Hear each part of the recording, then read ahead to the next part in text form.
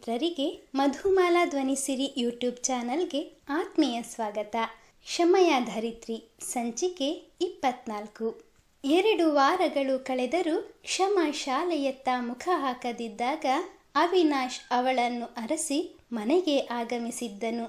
ಅವಿನಾಶ ಅತ್ತ ಹೋಗುತ್ತಲೇ ಅಡುಗೆ ಮನೆಗೆ ತೆರಳಿದ ಕ್ಷಮ, ಅಮ್ಮ, ನನಗೆ ನಿಮ್ಮನ್ನು ಬರಿಹಣೆಯಲ್ಲಿ ನೋಡಲಿಕ್ಕೆ ಆಗುವುದಿಲ್ಲ. ಅರಿಶಿನ, ಕುಂಕುಮ, ಬಳೆ, ಹೂವು ಇವೆಲ್ಲ ಹೆಣ್ಣು ಮಕ್ಕಳ ಆಸ್ತಿ. ಗಂಡನನ್ನು ಕಳೆದುಕೊಂಡ ಮೇಲೆ ಇವೆಲ್ಲವನ್ನು ತ್ಯಜಿಸಬೇಕು ಅನ್ನೋದು ಯಾವ ಕಾನೂನಿನಲ್ಲೂ ಇಲ್ಲ ಎಂದವಳು ದೇವರ ಮುಂದಿದ್ದ ಕುಂಕುಮವನ್ನು ಅಮ್ಮನ ಹಣೆಗೆ ಹಚ್ಚಿದಳು. ಇದೆಲ್ಲದರ ಒಡೆಯನೇ ನನ್ನನ್ನು ಒಬ್ಬಂಟಿಯಾಗಿ ಬಿಟ್ಟು ಹೋಗಿರುವಾಗ ಈ ಸಿಂಗಾರವೆಲ್ಲ ನನಗ್ಯಾಕೆ ಮಗಳೇ?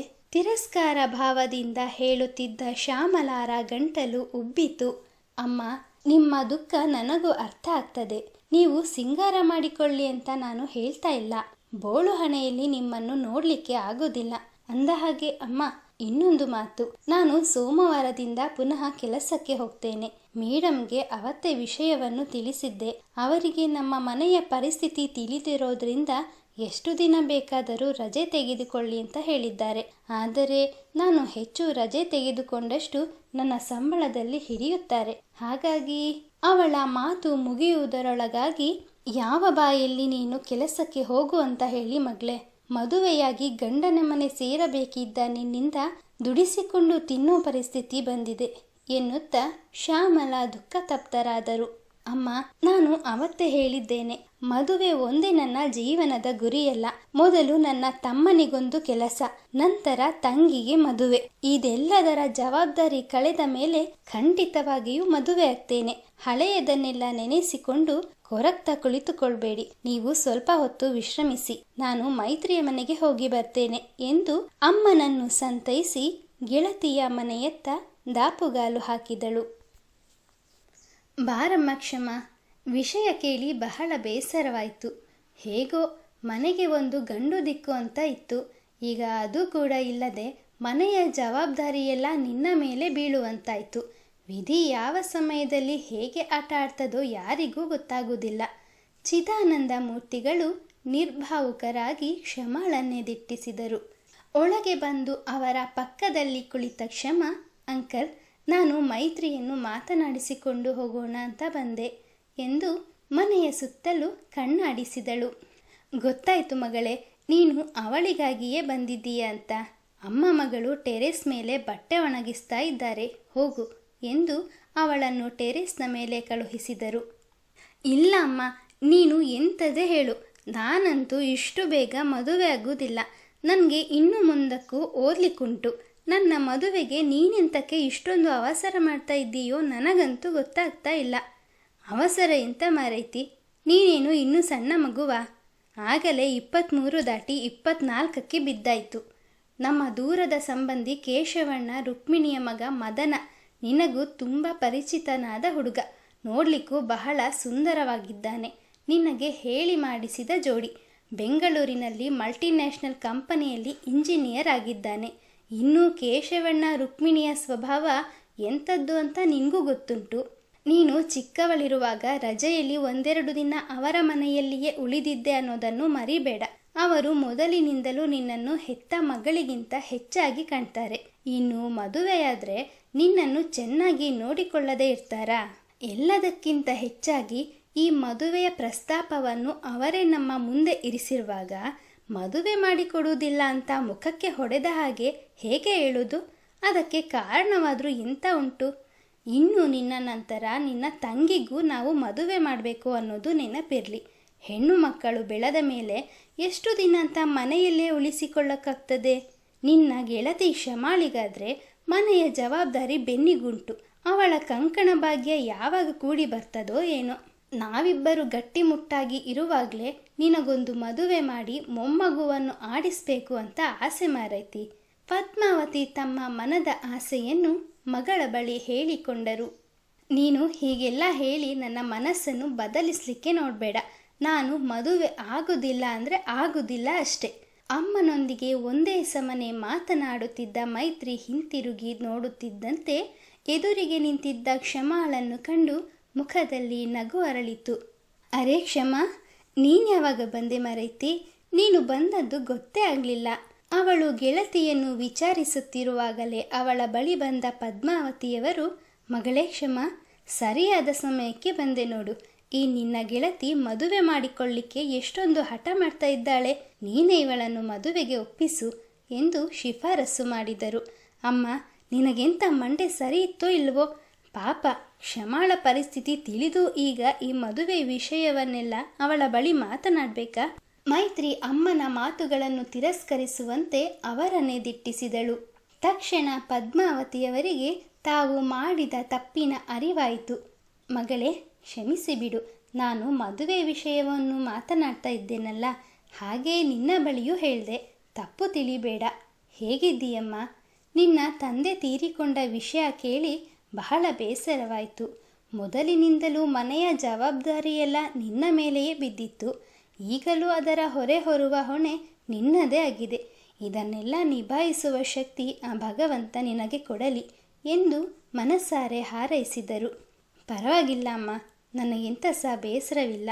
ನನ್ನ ಗೆಳತಿಯ ಮದುವೆಯ ವಿಷಯ ಕೇಳಿ ನನಗೂ ಬಹಳ ಸಂತೋಷ ಆಗ್ತಾ ಉಂಟು. ನಿಸ್ತೇಜ ಮೊಗದಲ್ಲಿ ನಗು ತರಿಸಿಕೊಂಡ ಕ್ಷಮಾ ಮೈತ್ರಿಯ ಬಳಿ ಬಂದವಳು, ಮೈತ್ರಿ, ಎಂತಕ್ಕೆ ನೀನು ಇಷ್ಟೊಂದು ಹಠ ಮಾಡ್ತಾ ಇದ್ದೀಯಾ? ಈಗ ಮದುವೆ ಆಗಲಿಕ್ಕೆ ನಿನಗೆಂಥ ಸಮಸ್ಯೆ? ಜಿಜ್ಞಾಸೆಯಿಂದ ಕೇಳಿದಳು. ಸಮಸ್ಯೆ ಅಲ್ಲ ಮಾರೈತಿ, ನಿನಗೂ ಚೆನ್ನಾಗಿ ತಿಳಿದುಂಟು. ನನಗೂ ಕೂಡ ನಿನ್ನ ಹಾಗೆ MA ಪದವಿ ಪಡೀಬೇಕು ಅನ್ನೋ ಆಸೆ ಉಂಟು. ಅಂಥದ್ರಲ್ಲಿ ನಾನು ಹೇಗೆ ಮದುವೆ ಆಗೋದು ಹೇಳು ಎಂದು ಬೇಸರದಿಂದ ಹೇಳಿದಳು. ಇದೇನು ದೊಡ್ಡ ಸಮಸ್ಯೆ ಏನೇ ಮಾರೈತಿ?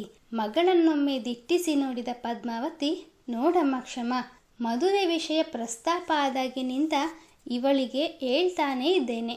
ಆ ಹುಡುಗ ಬಹಳ ಒಳ್ಳೆಯವನು, ಅದು ಇವಳಿಗೂ ಗೊತ್ತುಂಟು. ಅವನ ತಾಯಿ ಹಾರ್ಟ್ ಪೇಷಂಟ್. ಯಾವಾಗ ಎಂತ ಆಗ್ತದೋ ಗೊತ್ತಿಲ್ಲ. ಸಾಯುವ ಮುಂಚೆ ಮಗನ ಮದುವೆ ನೋಡಬೇಕು ಅನ್ನೋ ತುಡಿತದಲ್ಲಿದ್ದಾರೆ. ಅದಕ್ಕಾಗಿಯೇ ಮದುವೆಗೆ ಇಷ್ಟೊಂದು ಅರ್ಜೆಂಟ್ ಮಾಡ್ತಾ ಇರೋದು. ನಮ್ಮ ಮೈತ್ರಿಯ ಓದಿನ ವಿಷಯ ತಿಳಿದ ಮೇಲಂತೂ ಬಹಳ ಸಂತೋಷಪಟ್ಟರು. ಮದುವೆಯಾದ ನಂತರವೂ ಅವಳನ್ನು ಕಾಲೇಜಿಗೆ ಕಳಿಸ್ತೇವೆ ಅಂತ ಮಾತು ಕೊಟ್ಟಿದ್ದಾರೆ. ಇಷ್ಟೆಲ್ಲ ಹೇಳಿದ್ರೂ ಇವಳಂತೂ ಇವಳ ಹಠವನ್ನು ಬಿಡುತ್ತಲೇ ಇಲ್ಲ ಎಂದು ಮಗಳನ್ನು ದೂರಿದರು. ಹೌದೇನೆ ಮೈತ್ರಿ, ಮದುವೆಯಾದ ನಂತರವೂ ನಿನ್ನನ್ನು ಕಾಲೇಜಿಗೆ ಕಳಿಸ್ತಾರೆ ಅಂದಮೇಲೆ ಮತ್ತೆಂತದೆ ನಿಂದು ತಕರಾರು? ನನ್ನನ್ನು ಕೇಳುವುದಾದ್ರೆ ಆ ಹುಡುಗನೇ ನಿನಗೆ ಸರಿಯಾದ ಜೋಡಿ. ನಾನು ನಿನಗೆ ಮದುವೆ ಆಗುವಂತ ಹಿಂಸೆ ಮಾಡ್ತಾ ಇಲ್ಲ. ಬದಲಾಗಿ ಅಪ್ಪ ಅಮ್ಮನ ಮನಸ್ಸನ್ನು ನೋಯಿಸ್ಬೇಡ ಅಂತಷ್ಟೇ ಹೇಳ್ತಾ ಇದ್ದೇನೆ. ನೋಡು, ಕುಳಿತು ಯೋಚನೆ ಮಾಡಿ ಒಂದೊಳ್ಳೆಯ ನಿರ್ಧಾರಕ್ಕೆ ಬಾ. ಇಷ್ಟು ದಿನ ಮನೆಯಲ್ಲಿ ಒಬ್ಬಳೆ ಕುಳಿತು ಬೇಸರವಾಗಿತ್ತು. ಈಗ ನಿನ್ನ ಮದುವೆಯ ವಿಷಯ ಕೇಳಿ ಮನಸ್ಸಿಗೆ ಏನೋ ಒಂದು ಬಗೆಯ ಆನಂದವಾಯಿತು. ನಾನಿನ್ನು ಬರ್ತೇನೆ.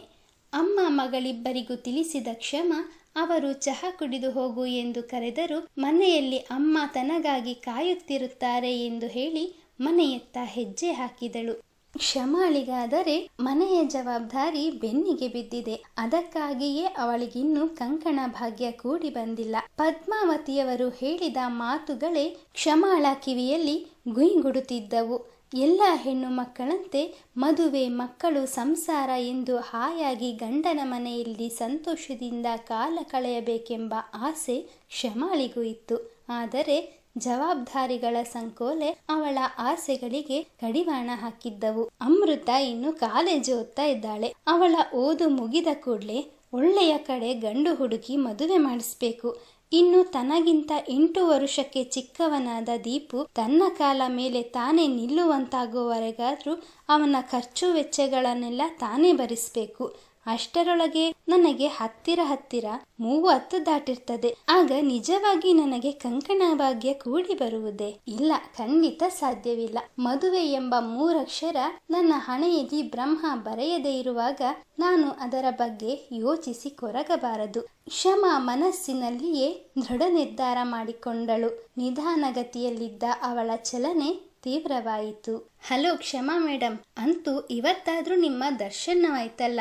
ಸ್ಟಾಫ್ ರೂಮ್ನಲ್ಲಿ ಇತರ ಸಹ ಶಿಕ್ಷಕರಿದ್ದರು. ಅದನ್ನು ಗಮನಿಸದೆ ಸೀದಾ ಬಂದು ಕುರ್ಚಿಯನ್ನು ಕ್ಷಮಾಳ ಪಕ್ಕದಲ್ಲಿ ಹಾಕಿಕೊಂಡು ಕುಳಿತ ಅವಿನಾಶ ಅವಳನ್ನು ಮಾತಿಗೆಳೆದಿದ್ದನು. 2 ವಾರಗಳ ತರುವಾಯ ಶಾಲೆಗೆ ಆಗಮಿಸಿದ್ದ ಕ್ಷಮಾ ಹಿಂದುಳಿದಿದ್ದ ಪಾಠಗಳನ್ನು ಬೇಗ ಮುಗಿಸಬೇಕೆಂಬ ತರಾತುರಿಯಲ್ಲಿ ಪೂರ್ವ ಸಿದ್ಧತೆ ಮಾಡಿಕೊಳ್ಳುತ್ತಿದ್ದಳು. ಹಲೋ ಕ್ಷಮಾ ಮೇಡಮ್, ನಿಮ್ಮನ್ನೇ ಮಾತನಾಡಿಸ್ತಾ ಇರೋದು. ಯಾಕೆ ನನ್ನ ಬಳಿ ಮಾತನಾಡೋದಿಲ್ವಾ? ಅವಿನಾಶ ಅವಳನ್ನು ಬಿಡುವಂತೆ ಕಾಣಲಿಲ್ಲ. ಹಲೋ ಅವಿನಾಶ್ ಸರ್, ಯಾಕ್ರಿ ಅವರನ್ನು ಅಷ್ಟೊಂದು ಗೋಳು ಹೊಯ್ಕೊಳ್ತೀರಾ? ಪಾಪ, ಅವರ ತಂದೆ ತೀರಿಕೊಂಡಿರೋ ದುಃಖವೇ ಇನ್ನೂ ಕಡಿಮೆ ಆಗಿಲ್ಲ. ಅಂಥದ್ರಲ್ಲೂ ಶಾಲೆಗೆ ಬಂದು ಹಿಂದುಳಿದಿರೋ ಪಾಠಗಳನ್ನು ಆದಷ್ಟು ಬೇಗ ಮುಗಿಸ್ಬೇಕು ಅಂತ ರೆಡಿ ಆಗ್ತಾ ಇದ್ದಾರೆ. ಅದರಲ್ಲಿ ನಿಮ್ಮದು ಬೇರೆ. ಸಹ ಶಿಕ್ಷಕಿ ಪಂಕಜಾರ ಮಾತುಗಳನ್ನು ಕೇಳಿ ಅವಿನಾಶನಿಗೆ ಆಶ್ಚರ್ಯವಾಯಿತು. What are you talking madam? ನೀವು ಹೇಳ್ತಾ ಇರೋದು ನಿಜಾನಾ? ನನಗೆ ನಿಜಕ್ಕೂ ಈ ವಿಷಯ ತಿಳಿದಿರಲಿಲ್ಲ. ಕ್ಷಮಾ ಮೇಡಮ್ಗೆ ಏನೋ ಹುಷಾರಿಲ್ವೇನೋ ಅಂದ್ಕೊಂಡಿದ್ದೆ. ತಪ್ಪಿತಸ್ಥನಂತೆ ಕ್ಷಮಾಳ ಮುಖ ನೋಡಿದನು. ನಿಮಗೆ ಹೇಗೆ ತಿಳಿಬೇಕು ಹೇಳಿ? ಈ 15 ದಿನಗಳಲ್ಲಿ ನೀವು ಶಾಲೆಗೆ ಬಂದಿರೋದೇ 2-3 ದಿನ ಇರಬೇಕು. ಸರಿಯಾಗಿ ಶಾಲೆಗೆ ಬಂದಿದ್ರೆ ಶಾಲೆಯಲ್ಲಿ ಏನು ನಡೀತಿದೆ ಅಂತ ತಿಳಿತಾ ಇತ್ತು. ಸಹ ಶಿಕ್ಷಕ ಮಹೇಶ್ ಮಾತು ಸೇರಿಸಿದರು. ಕ್ಷಮಾ ಶಾಲೆಗೆ ಬರದಿದ್ದ ಕಾರಣದಿಂದಲೇ ತಾನೂ ಕೂಡ ಶಾಲೆಗೆ ಗೈರಾಗಿದ್ದೇನೆಂದು ಇವರೆಲ್ಲರಿಗೂ ತಿಳಿಯಿತೋ ಏನೋ. ಮನಸ್ಸಿನಲ್ಲಿಯೇ ಅಂದುಕೊಂಡವನು, ಅದು ಮಹೇಶ್ ಸರ್, ನಿಜ ಹೇಳಬೇಕು ಅಂದರೆ ನನಗೂ ಮೈಗೆ ಹುಷಾರಿರಲಿಲ್ಲ. ಬೇಕಿದ್ರೆ ಹೆಡ್ ಮೇಡಮ್ನೇ ಕೇಳಿ. ನಾನು ಅವತ್ತೇ ಅವರಿಗೆ ಲೀವ್ ಕೇಳಿದ್ದೆ. ಮೊನ್ನೆ ತನಕ ಹಾಸ್ಪಿಟಲ್ನಲ್ಲೇ ಅಡ್ಮಿಟ್ ಆಗಿದ್ದೆ. ಅದಕ್ಕಾಗಿ ಶಾಲೆಗೆ ಬರೋಕ್ಕೆ ಆಗಲಿಲ್ಲ ಎಂದು ಪರಿಸ್ಥಿತಿಯನ್ನು ಸಂಭಾಳಿಸಿದನು. ಅವಿನಾಶನ ಮನದಲ್ಲಿರುವ ಪ್ರೀತಿಯ ವಿಷಯ ಇತರೆ ಶಿಕ್ಷಕರಿಗೆ ತಿಳಿದಿದೆಯೇ? ನಿರೀಕ್ಷಿಸಿ ಮುಂದಿನ ಸಂಚಿಕೆಯಲ್ಲಿ. ಪ್ರೀತಿಯ ಮಿತ್ರರೇ, ಕತೆ ಬಗ್ಗೆ ನಿಮ್ಮ ಅನಿಸಿಕೆ ಅಭಿಪ್ರಾಯಗಳನ್ನು ಕಮೆಂಟ್ನ ಮೂಲಕ ಹಂಚಿಕೊಳ್ಳಿ. ಹಾಗೆ ನೀವಿನ್ನೂ ನಮ್ಮ ಚಾನಲನ್ನು ಸಬ್ಸ್ಕ್ರೈಬ್ ಮಾಡಿಕೊಳ್ಳದೆ ಕೇಳ್ತಾ ಇದ್ದೀರಾ ಅಂದರೆ ದಯವಿಟ್ಟು ಸಬ್ಸ್ಕ್ರೈಬ್ ಮಾಡಿಕೊಂಡು ನಮ್ಮನ್ನು ಪ್ರೋತ್ಸಾಹಿಸಿ. ಧನ್ಯವಾದಗಳು.